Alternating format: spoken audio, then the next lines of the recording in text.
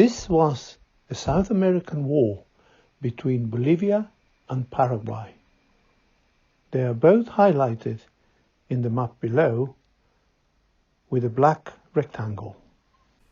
It constituted the third armed conflict with the neighboring countries since independence that led to territorial land losses. First, Chile took the Pacific coast in the Guano and Nitrates War. Then, the Acre went to Brazil during the latex or rubber conflict. And finally, the Chaco region was taken by Paraguay in the Oil War. Paraguay was earlier involved in a previous war that lasted from 1864 to 1870.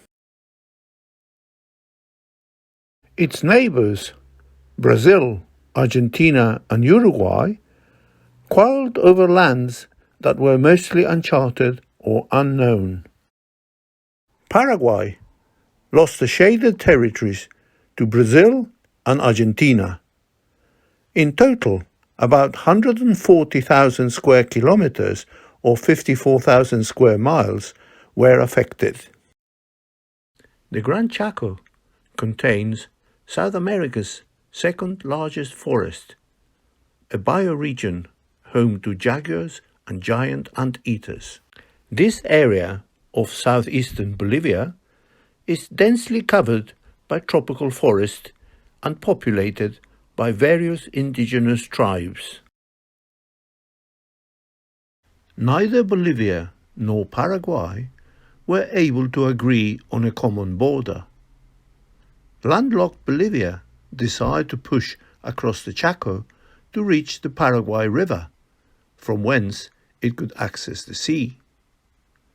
This led to clashes with Paraguayan forces in the 1920s that escalated to full-scale war in 1932. This map highlights the land claims by Bolivia and Paraguay, as well as the various proposed borders from 1879 to 1907. With casualty rates equivalent to those of the First World War, the Chaco War was South America's bloodiest conflict of the 20th century. Both countries had armies totaling almost 400,000 men. Bolivia lost 2% of its population and Paraguay 3.5%. Effective logistical preparations allowed Paraguay to engage successfully a superior opponent. Paraguay, the smaller, weaker power, emerged victorious in 1935 and was able to dictate the peace terms signed in Buenos Aires in 1938. Between 1927 and 28, there were military clashes, but neither side felt able to escalate the border skirmishes until they had acquired the means to fight a full-scale war. From 1921 to 1932, Bolivia and Paraguay busily prepared for war. The considerable quantities of materiel needed, like tanks, warplanes, naval monitors, heavy and light artillery, anti-aircraft guns, flamethrowers, tracks, clothing, saddles and rifles, had to be sourced, ordered, paid for and imported from Europe and America. Lack of such items pushed back the start of the war to 1932. During the war, Paraguay had a superior officer corps, better senior command, and a far more favorable grand strategy, surrounded as it was by broadly sympathetic neighboring states.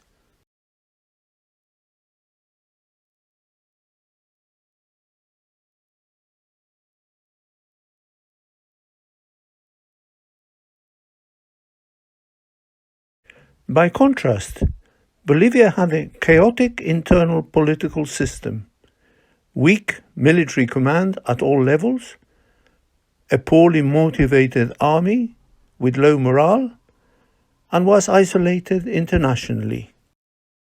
Leaders of Bolivia were Daniel Salamanca Ure, José Luis Tejada Solzano, and Enrique Peñaranda. For Paraguay, its leaders were Eusebio Ayala and José Félix Estigarribia. We can also see the strength of the forces for both Bolivia and Paraguay and the casualties and losses for either side. The list of weapons used comprised a series of pistols, rifles and machine guns, and the aircraft used by Bolivia and Paraguay were different.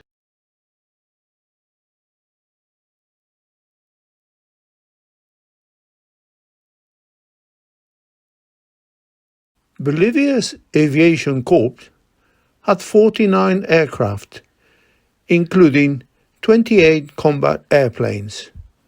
It established aerial superiority, flying frequent tactical support and bombing missions.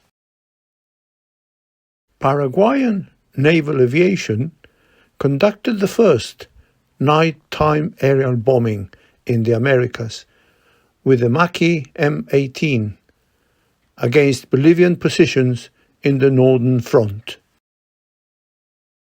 But Bolivia lacked the expertise to utilize its aerial forces and was thus unable to maximize its use of military aviation. Its air force was numerically superior, but was limited by the absence of airfields close to the combat zone. Paraguay had a small number of pilots and technicians, all veterans of the Revolution of 1822, and José Félix Estigarribia was considered an innovator in the military use of aircraft on the continent. The first encounter between fighters over the Chaco took place on the 12th of June 1933, as 5 Ospreys were being escorted by 3 Hawks and 1 Vickers Scout in the course of an airstrike against Isla Poi. During the war, the Junker 52 alone transported more than 4,400 tons of cargo to the front. 50 years had gone by before the Chaco territorial rights dispute surfaced. The claim adduced to fussy titles from the Spanish crown, besides administrative and jurisdictional acts invocating the uti possidetis and possidetis de facto rights. Paraguay rejected all titles, arguing the Chaco was entirely theirs, and both countries set up small military posts, naming them forts, and occupying areas until their boundaries nearly coincided. Paraguay displayed a warlike aggressiveness towards those lands because of the proximity of the territory to its centers of population, and to these facts were added the influence of the oil companies Standard Oil of New Jersey and the Royal Dutch Shell. The Chaco War was really the result of a conflict over oil lands between 2 companies, Standard Oil of New Jersey, with its support of Bolivian claims, and Royal Dutch Shell Oil entrenched in Paraguay. Standard Oil had sold oil to Argentina and thence to Paraguay, claiming it could produce nothing for Bolivia. The Royal Dutch Company had lost the opportunity to work the southeastern zone and rights could only be obtained if Paraguay gained sovereignty of the lands. The cartoons allude to ulterior interests by the British Oil Company. This map shows the location of the Standard Oil platforms in black and the Royal Dutch Shell oil fields in red in Bolivia and the Chaco region. In the late 1920s, Bolivia's need for petroleum to fuel its mining sector and urban centers led to a policy of expansion into the Chaco Boreal. This highlights the role of oil in shaping Latin American landscapes. On the 30th of May 1934, the Louisiana Senator Huey Long shook the United States with a violent speech, accusing Standard Oil of New Jersey of provoking the conflict and of financing the Bolivian army so that it would appropriate the Paraguayan Chaco on its behalf. At Shell's urging, the Paraguayans marched to the battlefield, and as they advanced northwards, the soldiers discovered Standard Oil perforations at the scene of the dispute. But the presence on the scene of the Argentinian Chancellor Saavedra Lamas cannot be ignored at this stage, as he was trying, first to revive imperial claims, to become an English agent, and gain access to Bolivian oil, so that later he could hand over those rights to the British World Consortium. Daniel Salamanca was in 1927 the first to proclaim Bolivia's right to all the Chaco lands, and was elected president in March 1931. His Quechua absolutism was diametrically opposed to the Paraguayan intransigence, and he urged, "We must stride firmly in the Chaco," thus reviving the hostility with Paraguay. The war hawks in Paraguay received those words as a challenge. Salamanca thought he could wage war from his desk and deluded himself about understanding military strategy. Intellectually, he extracted from his mind a proposition to obtain for the country a military triumph and reinstate sovereignty on that border. He used the dispute to shore up national unity and distract attention from his government's shortcomings. But he completely ignored the role of the oil companies and the need to liberate the country from those influences.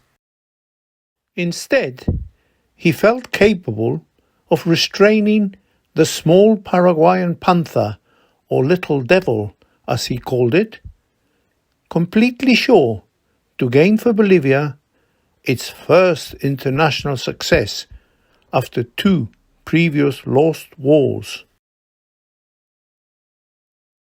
But he was deluded, and in his weakness paid homage to the myth of our great army.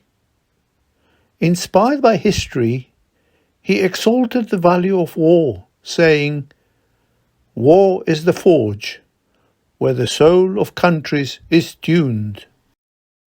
But the precautions Salamanca took to counter Paraguayan aggressiveness were ridiculous.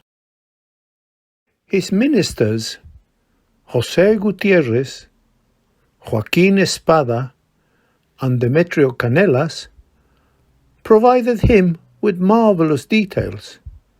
It appeared all he needed to do was press a button, and armament, land and air vehicles, motorized divisions, water wells and provisions would magically appear to defeat the little devil. In Salamanca's mind, the Chaco was merely a map where the attack lines could easily be drawn.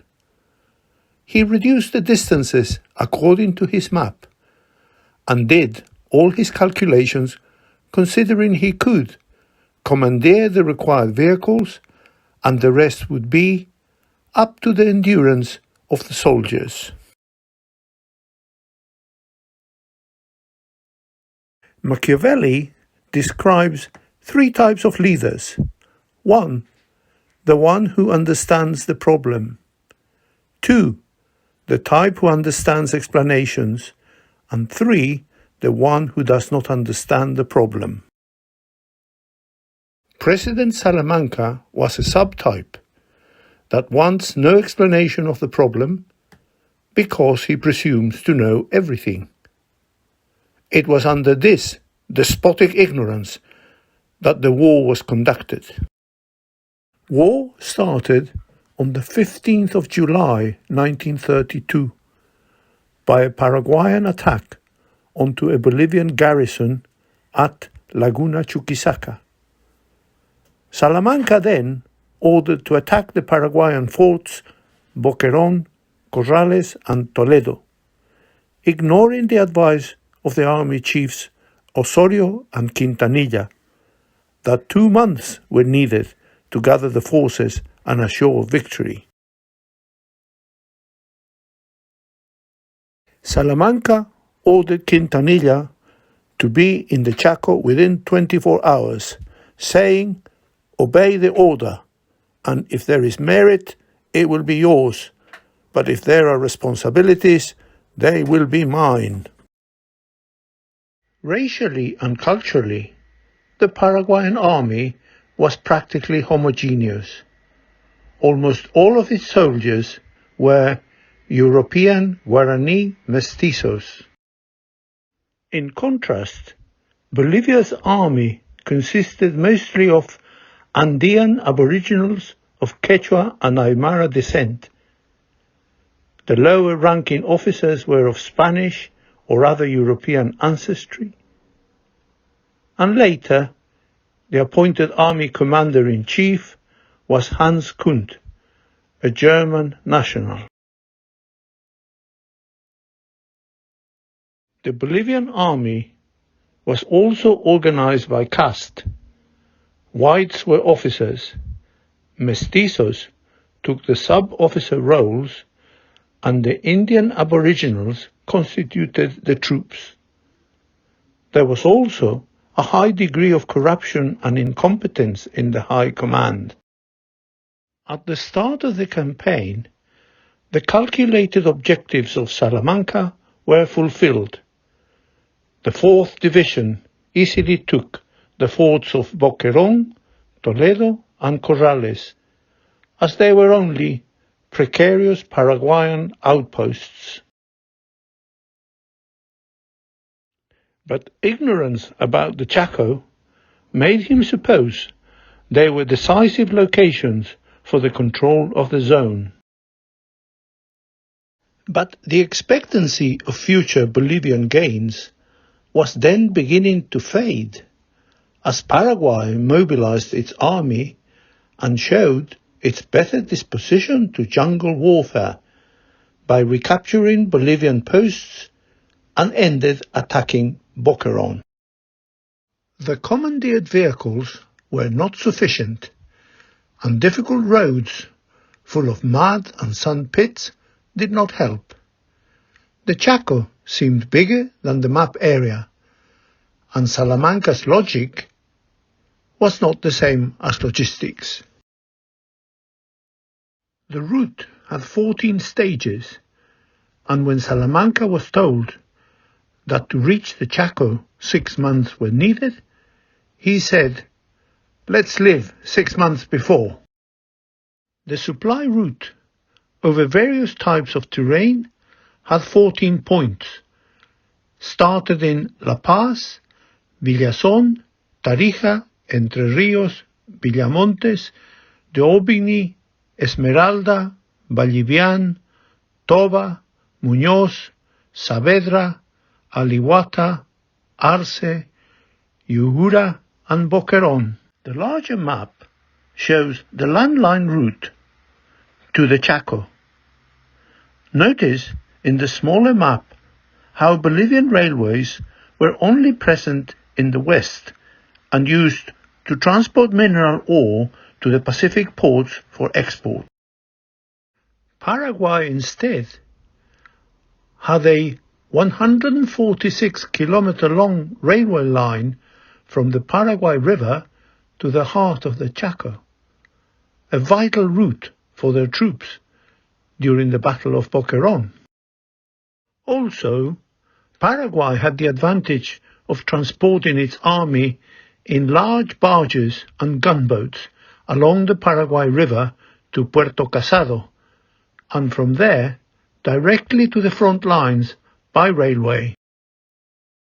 In contrast, the majority of Bolivian troops had to come from the western highlands, some 800 kilometers away, and with little or no logistic support. In fact, it took a Bolivian soldier about 14 days to traverse the distance, while a Paraguayan soldier only took about 4. Because of the various transport difficulties, the Bolivian advance was prematurely halted. 600 trapped soldiers in Boquerón resisted the attack by thousands of Paraguayan troops for 28 days without receiving reinforcements or supplies. All the reinforcements fell victims of ambushes, and Bolivia witnessed the agony of its strongholds. From La Paz, Salamanca ordered, "Do not abandon Boquerón under any circumstances." After 20 days of attack, the Bolivian generals met and issued suggestions. They asked the soldiers to resist another 10 days, decided to send supplies by air, and asked for the reinforcements to speed up their march. But the soldiers at Boquerón surrendered exhausted the day after the meeting of their generals. Paraguay continued the advance as it possessed numerical superiority and was adapted to jungle conditions, unlike the Andean Bolivian soldiers not accustomed to the tropical terrain. This war was also very dependent on water supplies, and Bolivia's reserves, located 80 kilometers away, took 12 to 20 hours for delivery by truck transport.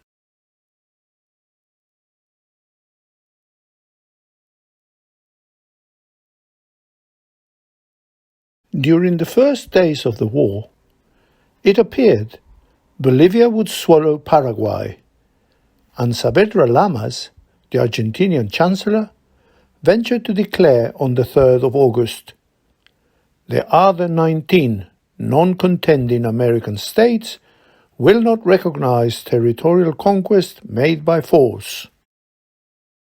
Argentina, though officially neutral during the war, maintained a status that could be described as amiable neutrality towards the Paraguayans, did not obstruct the transport of war material, but even offer Paraguay financial support. In Buenos Aires, feelings and cooperation with Paraguay were very generous, as Vicente Rivarola not only showed his solidarity and that of the High Command, but revealed that Agustín Justo, the president, had agreed to free distribution of Argentinian weapons to the Paraguayan army. While Paraguay showed the weight of its military might, Bolivia, in contrast, was unable to even send reinforcements. When news of the Boquerón fiasco reached La Paz, a choleric mob invaded the presidential square and loudly demanded the resignation of Salamanca. At such point, Salamanca is said to have asked one of his aides for his hat, coat and walking stick, saying, "I am going." The permanent lack of cooperation between the government in La Paz and the military headquartered at Villamontes erupted into a political crisis. The final blow to the relationship between Salamanca and the armed forces surfaced after the previous events. Thus, a military coup deposed Salamanca, who, shaken by the Chaco defeats, retired from politics, returned to teaching law, and died of stomach cancer in 1935.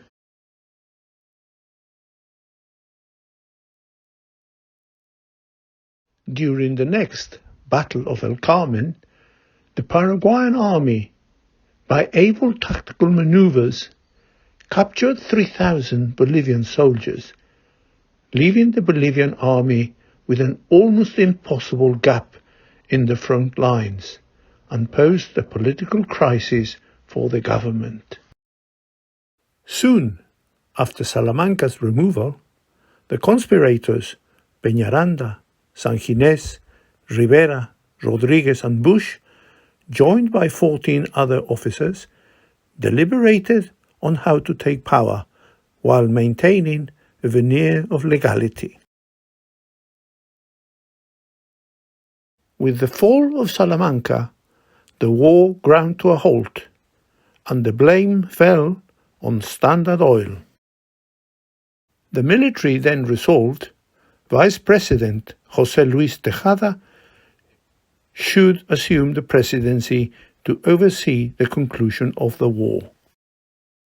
Then, Franz Tamayo, Foreign Affairs Minister, charged the Liberals with the disaster and recalled from Europe Hans Kundt to take charge of operations.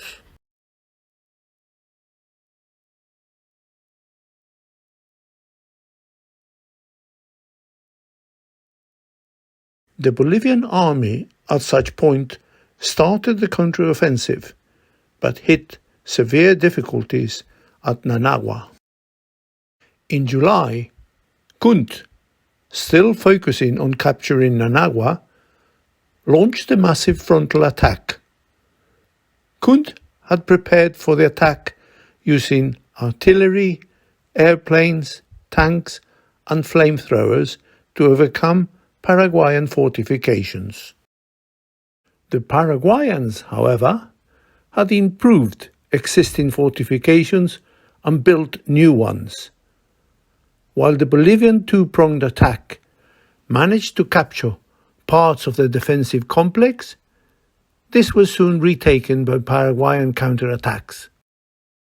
The Bolivians lost more than 2,000 men injured and killed in the Second Battle of Nanagua, while Paraguay lost only 559 men between the injured and dead.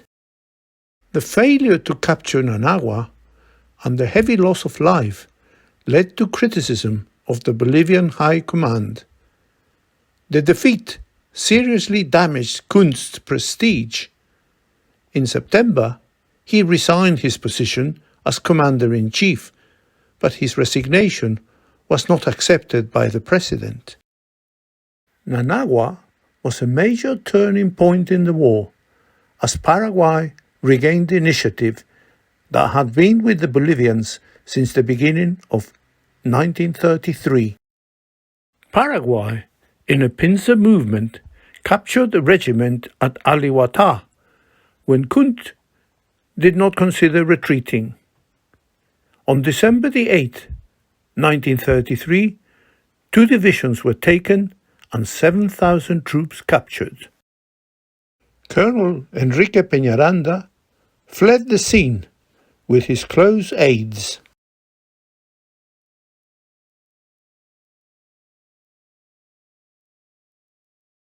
The Bolivian government then dismissed General Kundt as the person responsible for such disaster, and the Bolivian offensive line crumbled when the Paraguayan advance halted at Vallebian on the shores of the Pilcomayo River by the Argentinian border.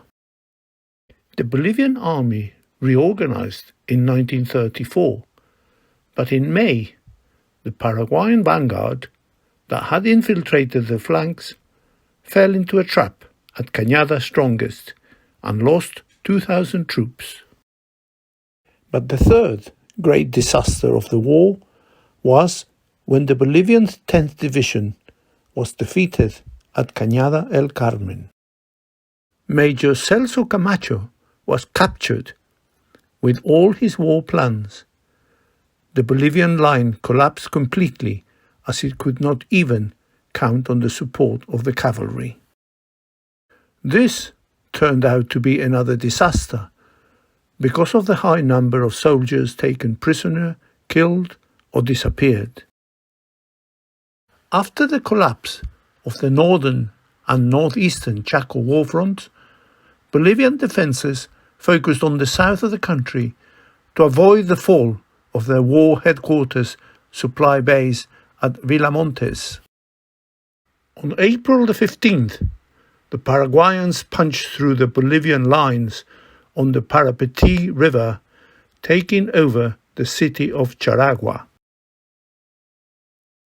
On the 7th of February 1935, Paraguayan commander Estigarribia decided to launch an assault on Villamontes. 5,000 Paraguayans attacked the heavily fortified Bolivian lines, but they were beaten back by the Bolivian 1st Cavalry Division. Paraguay claimed the defeat was due to the mountainous terrain, conditions in which their forces were not used to fighting. Later, on the 6th of March, the Paraguayan 3rd Corps under General Franco found a gap between the Bolivian 1st and 18th Infantry Regiments and ordered his troops to attack. But they became stuck in a salient with no hope of further progress. The Bolivian 6th Cavalry launched a counter-offensive that forced the Paraguayans back. Although the Bolivian plan fell short of its target of encircling the entire enemy division, they managed to take 475 prisoners. In April, the 6th Bolivian Division attacked Pozo del Tigre near Ingavi. The Paraguayan forces retreated, but later Colonel Casal Rivarola completely encircled the Bolivian 6th Division, and by the 6th to 8th of June, the battle ended with the capture of the 6th Division and Lieutenant Colonel Bretel. The captured Bolivians retreated towards Ingavi, while Paraguay captured munitions, food, trucks, and accelerated the advance, taking many prisoners. At this time, in Buenos Aires, both parties agreed on a peace protocol and negotiated a surrender at Ingavi after the failed Bolivian attempt at reaching the Paraguay River. During an organized meeting, the two generals, Peñaranda for Bolivia and Estigarribia for Paraguay, signed an armistice. On the 12th of June, Saavedra Lamas presided over an international committee that secured an armistice. That day, the ceasefire agreement was signed, and Paraguayan troops were entrenched only 15 kilometers from the Bolivian oil fields in the Cordillera province.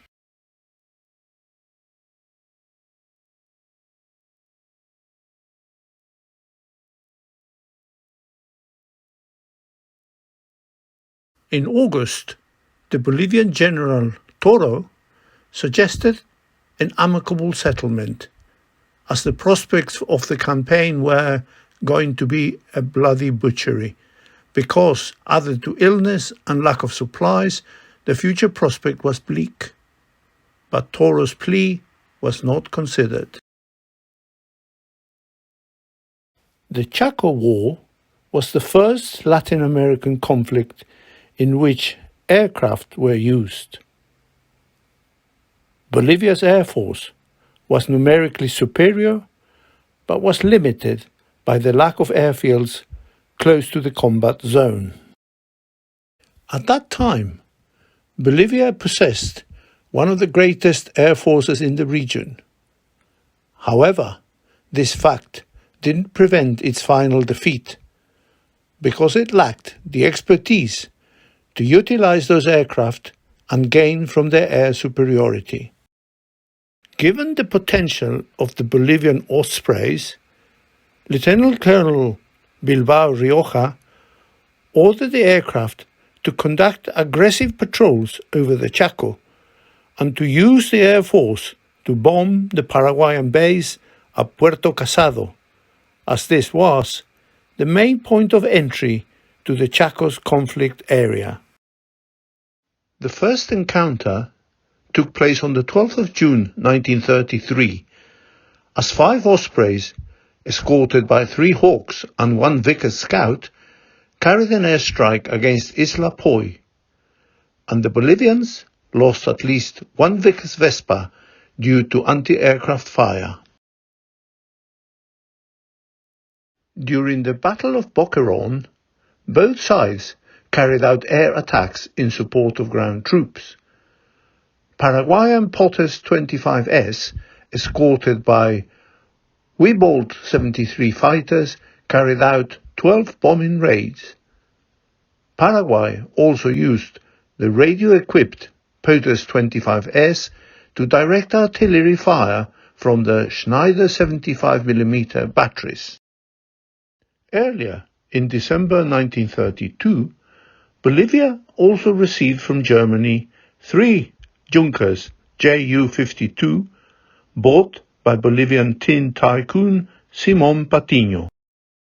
To counter the Bolivian aerial menace, the Paraguayan Navy used gunboats, well equipped with anti-aircraft artillery, to escort troops or supply boats and to serve as anti-aircraft defense. The most successful Paraguayan air raid took place on 8th of July 1934 against the landing strip at the Bolivian fortified base of Vallivian. 4 Potters 25S, escorted by Fiat fighters, dropped 40 bombs on the airstrip and damaged at least 7 parked Curtiss combat airplanes. But the main cause of aircraft combat losses was ground fire. Air-to-air combat was relatively rare. The Bolivian Ospreys became major players for the victory at Cañada Strongest when aerial reconnaissance from Vallivian uncovered a new Paraguayan trail through the woods aimed to encircle 2 Bolivian divisions west of Cañada Esperanza. As the loss of aerial assets was heavy for both countries, the issue of replacing aircraft was made difficult because of the embargo on the sale of weaponry by the League of Nations and American government. However, both sides showed ingenuity evading international controls in order to import sufficient aircraft to keep their forces flying. Bolivia's air defenses depended on Chilean support. Chile had the license for the assembly of some Curtiss aircraft, including the Curtiss Falcon. Due to the high Bolivian Osprey attrition rates, the country imported various Falcons from Chile, as Chile quietly ignored the League's embargo. Even the Curtiss SC Seahawks, the best Bolivian combat planes, were purchased through Chilean connections. Later, in a violent confrontation with Colonel Castillo, Lieutenant Colonel Bilbao Rioja insisted on bombing Asunción in order to demoralize the Paraguayans. The Bolivian High Command disapproved of Bilbao Rioja's demands as they thought, not incorrectly, that bomb in Asunción would cause an international outcry against Bolivia. However, they authorized various incursions against the Paraguayan bases at Puerto Casado. These incursions provoked a strong reaction on the part of the Argentine government. When the Bolivian Air Force dropped bombs over Puerto Casado, a Paraguayan military base, Saavedra Lamas threatened the Bolivian government with severing diplomatic relations, arguing that the attack was on Argentinian lands.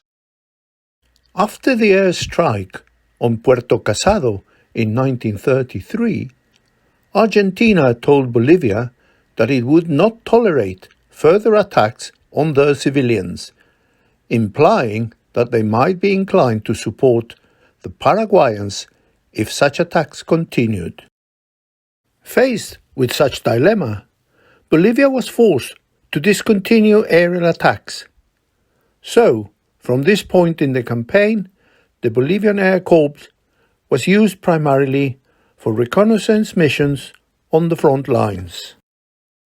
No one in Bolivia wanted to take responsibility for the disaster, and everyone tried to blame Salamanca, referring to the failure of the infallible.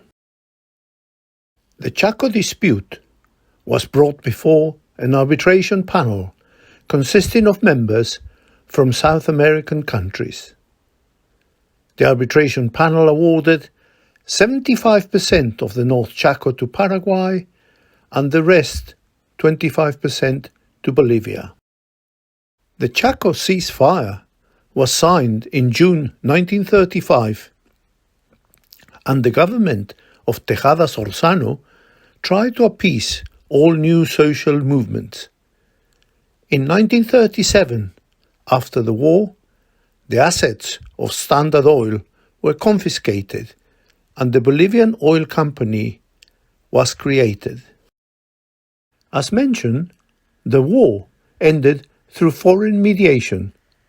A ceasefire was negotiated on June 12, 1935, and Paraguay controlled most of the region.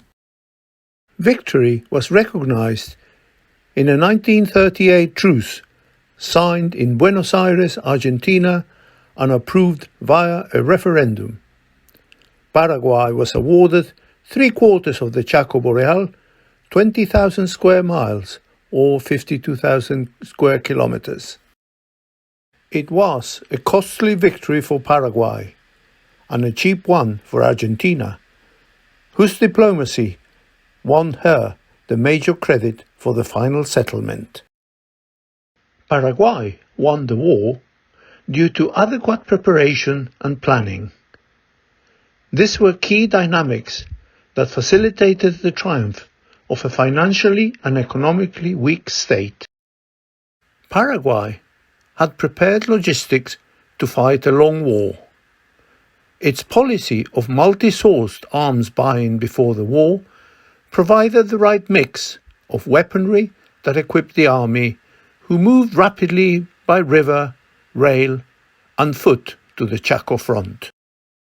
Although landlocked throughout the conflict, Paraguay kept open its international supply lines through Argentina, allowing it to nourish its army in the defensive battles of 1932-33 and then build up its forces for the grand offensive of 1934-35. Bolivia, meanwhile, had been poorly served by vicars, whose arms never arrived in sufficient quantity or quality to allow it to overcome the disadvantage of fighting at the end of a ridiculously overextended supply line. Victory or defeat in the Chaco was the result of a combination of reasons, but logistics was a key element in this. The expectation of the Bolivian military that the German-trained army would be able to quickly overcome a smaller enemy did not materialize. And that is my account on this bellicose conflict. Thank you for listening.